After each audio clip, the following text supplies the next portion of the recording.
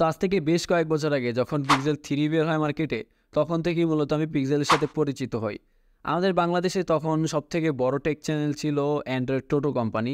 সেটাতে মূলত আমি প্রথমে পিক্সেল 3 রিভিউ দেখি, আর দেখে আমার চোখ আকাশে উড়ে যায় যে একটা স্মার্টফোন দিয়ে এই লেভেলের ছবি তোলা যায়, বিশেষ করে নাইট ফটোগ্রাফি যে এত সুন্দর তোলা যায় সেটা আমার এর আগে জানা ছিল না। সো সেই থেকেই আমি আর কি অনেক রিসার্চ বা ঘাটাঘাটি করে শেষ পর্যন্ত একটা পিক্সেল 2 এক্সেল কিনে ফেলাই, যেটা আমি প্রায় 4-5 বছর ইউজ করেছি। সো পিক্সেলের প্রতি একটা ভালোবাসা সেই আমার আগে থেকেই রয়েছে। তবে পিক্সেল 4 এর পরে যেই ফোনগুলো বের করেছে, পিক্সেল 5, 6, 7 ইভেন 8 পর্যন্ত আমার পিক্সেলের প্রতি অতটা ইন্টারেস্ট ছিলাম না আমি। তবে রিসেন্টলি পিক্সেল 9 সিরিজ বের হয়েছে, যেটা কিনা খুবই ইমপ্রেসিভ লেগেছে আমার কাছে। তো সেটা নিয়ে আজকে আপনাদের সাথে কিছু কথা বলবো। তো চলুন শুরু করা যাক। পিক্সেল 9 সিরিজের ডিজাইনের দিকে যদি আপনি লক্ষ্য করেন, দেখবেন যে একদম লেটেস্ট যে ডিজাইনের ফোনগুলো আছে না, ফ্ল্যাগশিপ ফোন, যেমন অ্যাপেলের 15 প্রো ম্যাক্স, ইভেন 16 প্রো বা 16 সিরিজ কয়েকদিন পর লঞ্চ হতে যাচ্ছে।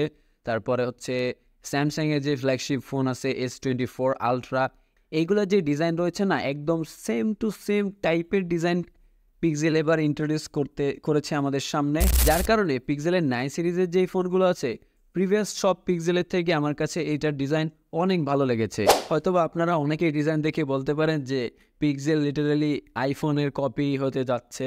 সো আমি এখানে যেটা বলতে চাই সেটা হচ্ছে, পিক্সেল মূলত একদম আইফোনের কপি করতেছে না ভাই, বাট আইফোন যেহেতু একটা স্ট্যান্ডার্ড সেট করে ফেলেছে ডিজাইনের ক্ষেত্রে, আপনি কিন্তু দেখবেন যে স্যামসাং, ইভেন স্যামসাং বা যেই অন্যান্য যেই ফোনগুলো আছে সবগুলোই কিন্তু মোটামুটি অ্যাপেলের মানে যেই স্ট্যান্ডার্ড সেট করে দেয়, স্ট্যান্ডার্ড ওইটা মেনটেন করার চেষ্টা করে।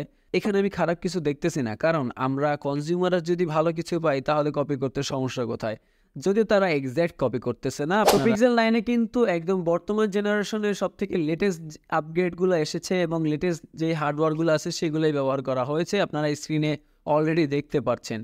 আর যদি ক্যামেরার ব্যাপারে বলি, পিক্সেলের ক্যামেরা অলওয়েজ সেরা, সেটা আপনারা জানেন। তবে এখানে একটা মজার ব্যাপার বা কষ্টের ব্যাপার হচ্ছে, সেটা আইফোনের যে ভিডিও কোয়ালিটি আছে না, বা এইগুলারে মেইন মানে এখনও টক্কর দেওয়ার মতো ক্যাপাসিটি পিক্সেলের হয়ে ওঠেনি।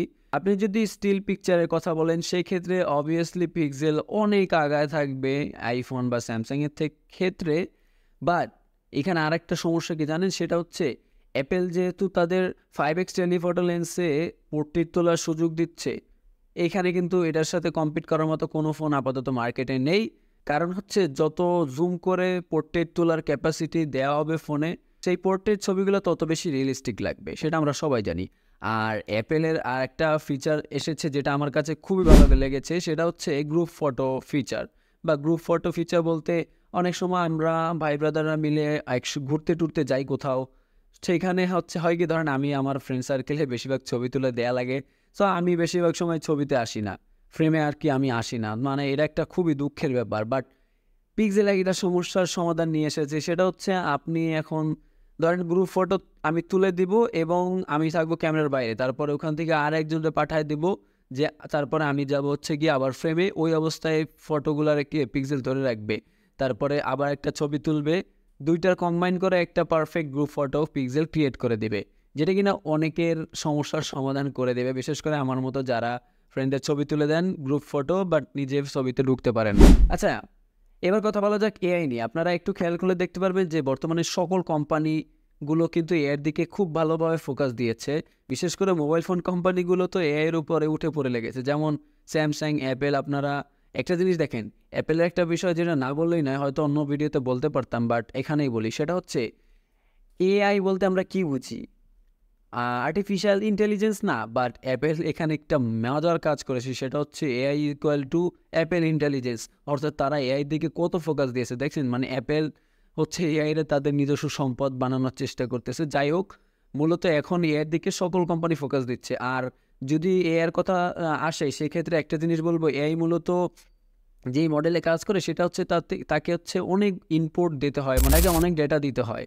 সো এই ক্ষেত্রে আপনি একটু খেয়াল করলে বুঝতে পারবেন যে ডেটার দিক থেকে পুরো দুনিয়ায় কে বেশি সমৃদ্ধ। অবভিয়াসলি গুগল, কারণ হচ্ছে গুগলের যে সার্চ ইঞ্জিন আছে, এইখানে প্রতিনিয়ত অনেক ধরনের সার্চ হয়ে থাকে এবং আমাদের প্রত্যেকেই প্রায় ওতপ্রোতভাবে গুগলের সাথে জড়িত।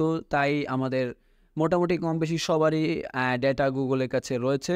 সো এই ক্ষেত্রে যদি গুগল তাদের এআই এর দিকে বেশি ফোকাস দেয়, আমার মনে হয় অন্যান্য কোম্পানি থেকে গুগল বেশি এগিয়ে থাকবে তাদের এই মানে এই ফ্যাসিলিটিসের কারণে। তো আমার মনে হচ্ছে গুগল হয়তো এবার ভালো কিছু আমাদের অফার করছে।